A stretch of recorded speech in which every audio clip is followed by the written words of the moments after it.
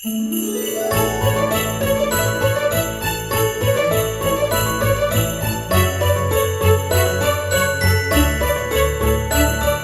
and welcome to A Very Explosion About Christmas, our podcast dedicated to the merest of holidays, the festive season with films about Santa, snow, or being left home alone. At the time of year, we all struggle to decide what Christmas content to watch, which is where we come in. I'm your host, Ash Shubley. Joining me, helping me grow my heart 3 sizes of Christmas cheer is Dylan Blight. Oh. That sounds very off. We need to rewatch. It's been a year or so, yeah. We need to watch the Santa Clauses so you can remember how he delivered. No. Yeah. Yes. So this is the first episode of this year's season of A Very Explosion Over Christmas. It's probably going to be a bit of a truncated, squished together version. Because timing. Planning was bad this year. It's crazy because the Christmas falls on the same day every year. It does, but it seems to come faster every year, right? Yeah. It's like the year goes faster and then the Christmas comes sooner. The older you get, the time ramps up. I think it's I think there's factual, like, because ants are so small, time runs so slow for them. We're all bigger, time goes faster. So when you're a kid, when you're smaller, yeah, time goes slower. Okay? That's fair. That's why the weeks at school felt like a twitch. And you had a weekend that actually felt like a weekend, and now I have 2 days off. Yeah, it just feels like a... Like, what? What the fuck? I'm back! Yes, so let's dive into our first movie for this Christmas season, The Holiday. Please be aware we'll be freely discussing anything and everything about plot themes and ending of the movie, so if you haven't watched it, come back later. Yeah, let's talk about The Holiday. We might as well be honest with each other. Just tell me, did you sleep with her? Okay, I slept with her. You happy? Did you say, am I happy? You gotta be. Oh God, here he comes. Oh, Jasper, what's the story with you two anyway? I'm head over heels, you know. Everybody, may I introduce the newly engaged Jasper Blue? I hate my horrible life. Iris and Amanda are in exactly the same place. Where do I want to go? By myself? Depressed at Christmas. Just 6,000 miles apart. Home exchange. We switch houses, cars, everything. Bingo. I need you to answer this. Are there any men in your town? Perfect. We're on our way to New Jerusalem. I'm here. I'm here. As one door closes, That'll be interesting. another one opens. Oh. Directed by Nancy Meyers, starring Cameron Diaz, Kate Winslet, Jude Law, Jack Black, Eli Wallach, Edward Burns, and Rufus Sewell. 2 women, one from America and one from Britain, swap homes at Christmas time after bad breakups with their boyfriends. Each woman finds romance with the local man, but realizes that the imminent return home may end the relationship. So I selected this one this year. 1, because I'd never seen it before. 2, apparently it is a Christmas staple for a lot of people. Like it's on a lot of lists for Christmas movies. Also, I believe earlier in the year we discussed on our entertainment podcast, What Do You Want to Watch? Amazon is currently working on a remake or a series based on The Holiday. So it seemed like a good time, and both of us hadn't seen it, which you said at the time. So Hadn't changed. It seemed like a good idea. I didn't watch it randomly in June or something. No, yeah. So I figured this is a good opportunity to watch it. So, Dylan, would you consider The Holiday a Christmas present, a stocking stuffer, or a lump of coal? I'm going to go stocking stuffer to start our year off. I think it's a bit of a, like, it's a rom-com, right? Yes. Very, like, 2000s proper rom-com in all of its glory. It's a bit of a mixed bag. I think Kate Winslet's character is the most interesting of the 2 sides, and I was enjoying the movie more with her, but I was enjoying the movie more of her just interacting with the old guy movie director down the road. Screenwriter, sorry.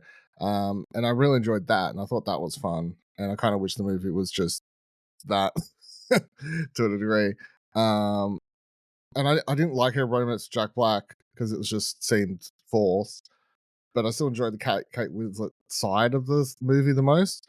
And then Cameron Diaz, I didn't really like, but I do feel like their side of stuff was your more atypical rom-com relationship type thing.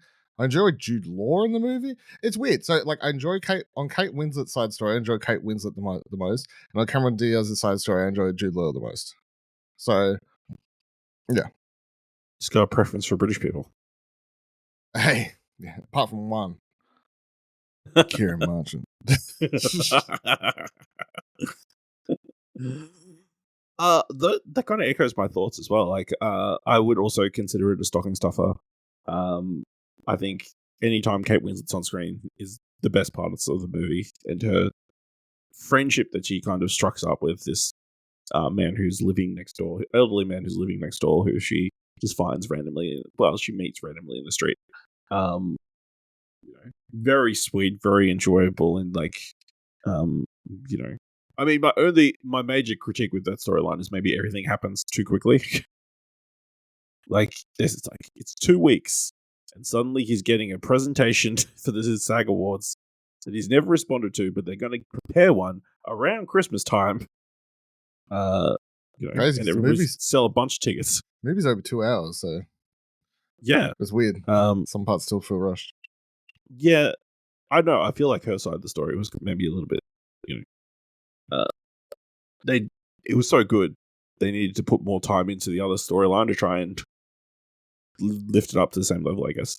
But yeah, I mean, her whole, love affair with Rufus Sewell's character, and like trying to get over that, and like there's a certain sad sackness about her. It's like very odd for Kate Winslet to have. I think it's also very interesting. Well, this came out in 2006, so like obviously she was mostly known for like doing period pieces and that kind of stuff at the time. What comes out her big movie around this time is The Right. No, I mean, what's it called? The Reader comes out. The Reader, yeah. Not long after, 2008, maybe. Yeah. I don't know if I call it a big movie, but it can't be not. I just mean like. If you want to say her big movie, it would be Titanic. Yeah, true. Which came out several years before. True, very good point. But yeah, I think she is super delightful, and of the pairing, she is the more fun to watch, just because she is maybe because it feels a little bit like a rags to riches story. Like she's going from this tiny little cottage in the middle of nowhere to this beautiful house in LA, which is probably of the two places that would be the preference to go to. Did you Google the if that was a real thing? Because it is, apparently. The house swap thing. That's apparently a real thing. That website. I mean, that exact website's a real website, apparently. Doesn't surprise me. It's weird. It's like almost a precursor to Airbnb, except they don't go to your place. They just swap houses. Because the other thing is, she left an animal there. That's a big risk. That's a big risk. Like that's your baby, you know. You didn't. I mean, your brother literally lives around the place. You could have taken your dog. But they did. It was very spontaneous. But on the Cameron Diaz, Jude Law side, I mean, that's a fun, I guess. Someone from a super rich and pouty, like going to small town place story. But I will say the twist involving Jude Law's character surprised me. Having the kids. And like, it kind of felt like it came out of nowhere, especially because that historically Jude Law's characters are not that. Apparently. Playboys. He's mostly playboy, so yes. Yeah. To see him not be a playboy, kind of weird. Even though he acts playboyish. But yeah, I mean, I enjoy Jack Black, and I do. Well, I feel like they're just naturally, the movie kind of forced them together. Like, I enjoyed their friendship prior to the natural forcing of them to come together. Maybe that needed a little bit more time as well. Yeah, I didn't buy the You didn't buy I'm going to go see my ex-girlfriend, and I don't know if I'm going to show up to the thing at the end of the movie. Yeah.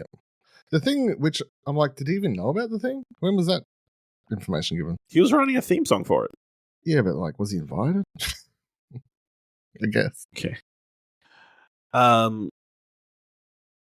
Yeah, I mean, we'll just quickly run through the plot from our number one movie resource, Wikipedia. Iris Ipkins, a society columnist for the Daily Telegraph in London, is obsessively in love with her ex-boyfriend and co-worker Jason Bloom. Even though he cheated on her and is currently in a relationship, Jasper has been keeping Iris close under the guise of remaining friends. When his engagement is announced at the company Christmas party, Iris is devastated. Naturally. I mean, you have to go along with the conceit that this woman would put up with this terrible treatment this entire time. Which, from all showing of what she's like the rest of the movie, is hard to believe. She's just somehow ended up as the dedicated to Petrol playing woman. the other woman role. Yeah. It's very odd. Amanda Woods, owner of a film trailer company in Los Angeles, breaks up with her film composer boyfriend, Ethan, after he cheats on her. Just for a sec, because I want, like, it is, I will say something for this movie. I've never seen a movie in which a character plays an owner of a film trailer editing company. That's so specific. Did you like the running gag of her imagining her life as a trailer? Yeah, I mean, I feel that. I get that. I get that. That's what I do all the time. Sometimes I edit my life. That's in not my what head, normal life is. But it's usually a lot sadder than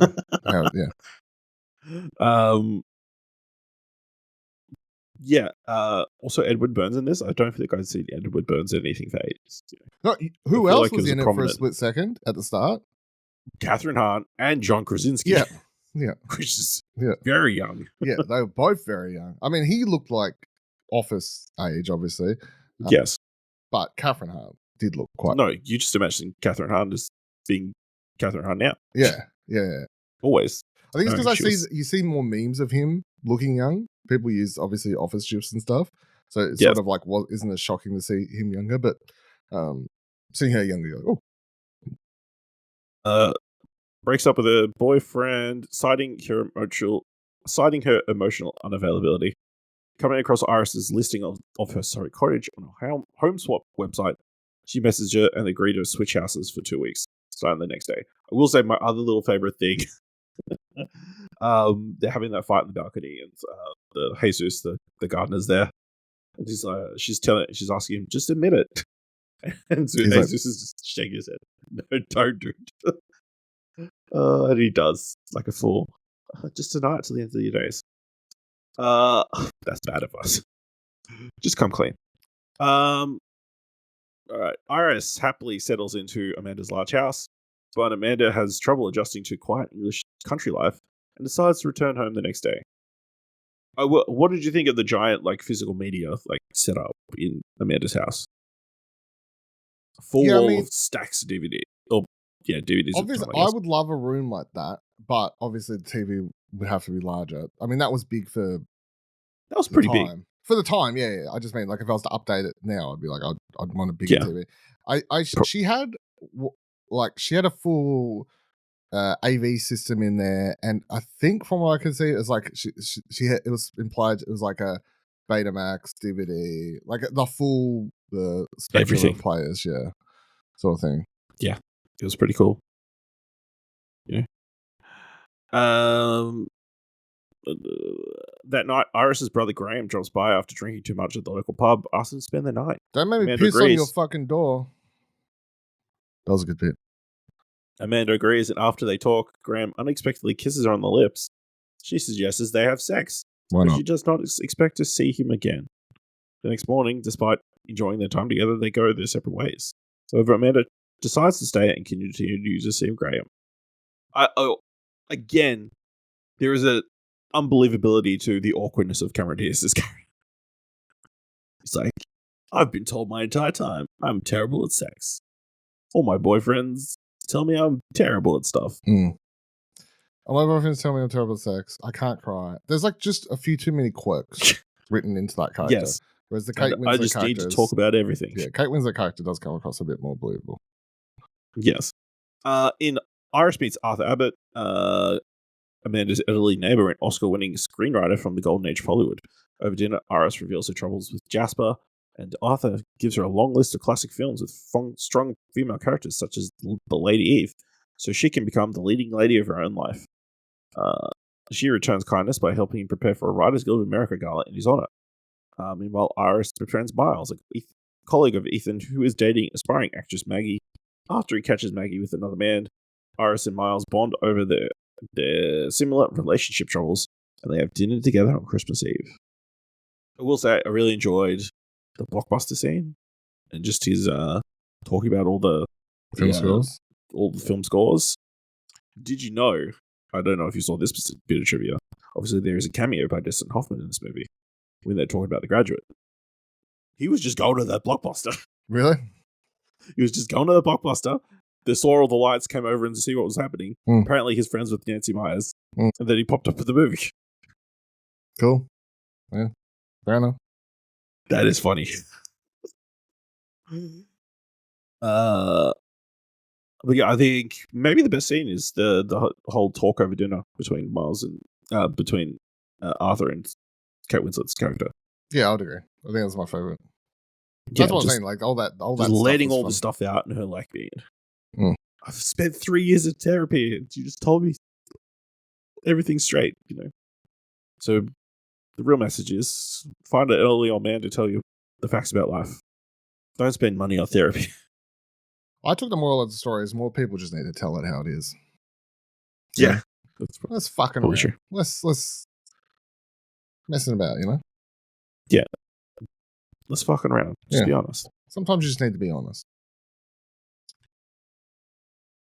Amanda and Graham become closer, but she believes she is one of many women in his life. Surprising him one evening at his house, she discovers he is a widower with 2 young daughters, Sophie and Olivia. He reveals that he never tells new romantic partners about his daughters because compartmentalizing his life helps him deal with the overwhelming responsibility of being a single working father, and he does not want to bring a woman into the girls' lives unless the relationship definitely has a future. On the day of the gala, Maggie asks Miles to take her back, but he refuses. Jasper surprises Iris by showing up at Amanda's wanting to reignite their relationship or romance. But when he reveals he is still engaged, she throws him out. What a big move. She's like, yeah, I'm still engaged, but I'm going to try and get my other wife back. Even though she left me because I'm getting engaged. That's like a level of self-confidence I will never achieve. I don't even know if I'd want to strive to achieve, Just much the obliviousness. Yeah, I don't know. Yeah. Self-confidence and then obliviousness. And I think they're different things in this case. At the gala, Arthur gives a rousing speech. Miles asks Iris out for New Year's Eve, offering to travel to England so they can be together. Iris accepts and they kiss. Nice. Graham tells Amanda he has fallen in love with her, and while she says she does not return the sentiment, they agree to try and make a long-distance relationship work. While heading to the airport, Amanda breaks down crying for the first time in years and run back to the cottage to find Graham similarly in tears. They decide to spend New Year's Eve together with his daughters and embrace on New Year's Eve. Iris, Amanda, Miles, Graham, Sophie, and Olivia celebrate together at Graham's house. A little bit of a predictable ending. A little bit corny. It's fair to say. A little bit corny. I guess Christmas movie, you always got to have a corny ending. Well, Dylan, that is my question. Is this a Christmas movie? Barely. I think, yes, I agree. It barely scrapes by. I know the movie is called The Holiday. Probably because a vacation was taken. They take a vacation around Christmas time, or just before Christmas time, and the movie ends at Christmas. Well, it ends New Year's Eve. Or New Year's Eve, yeah. They gloss over some Christmas discussions. Yes. There are moments of people... Yeah, but it's barely a Christmas movie. It's lucky that one of them is set in England because then there's snow. Yeah. Yes, it is barely getting by as a Christmas movie. So I don't know where all these people are like, this is a Christmas staple. I watch it every single year. Yeah. Maybe it just feels like more like it feels like an American. Maybe if you live in America, it feels very. Well, actually, how's that feel relatable? Actually, what's relatable? That's what we're talking about. Move on. Change my mind. Why is this movie relatable? Yeah. I think yeah, well-written romances. I don't know if they're relatable.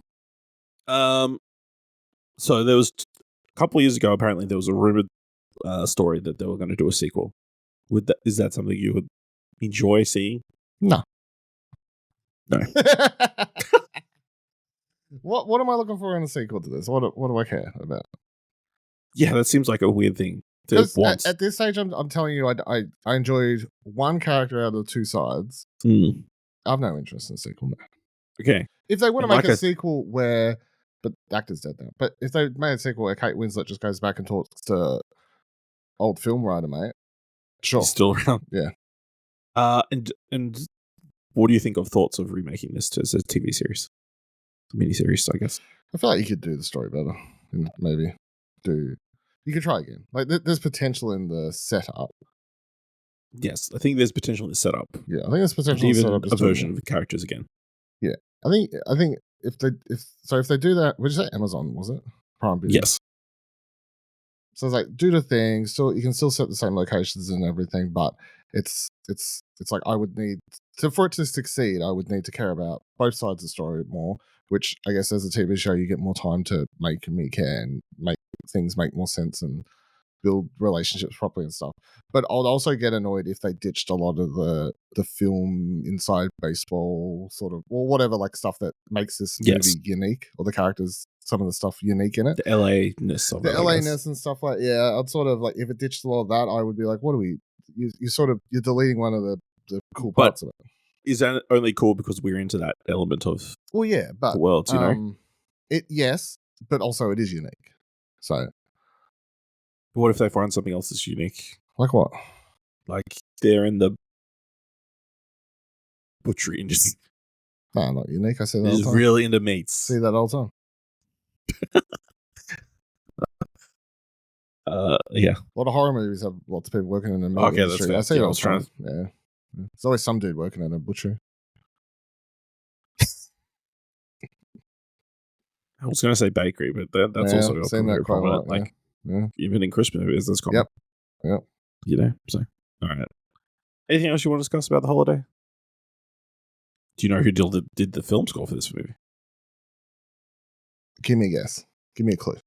Oh, probably one of the top composers. Hans Zimmer. Fuck that. Okay. Sure. Which is funny. Also, I was like trying to at the start, in one of the scenes, like Cameron Diaz is like singing Mr. Brightside. I'm like, when is this movie? The Killers. When did it come out? It's like that came out like 2003, I think. Yeah, so I guess it had solidified itself as a white person song by that point. Yeah, this is yes. All right. Let us know what you think of the holiday by finding us on social media at explosionnetwork.com/follow. If you want to help us out here at a very Explosion Network Christmas, leave us a review on Apple Podcasts or on Podchaser that leave us 5 stars. Anyone leave 5 stars or just tell people about the show. And if you want to help us out over at Explosion Network with all our content, head on over to explosionnetwork.com/supports.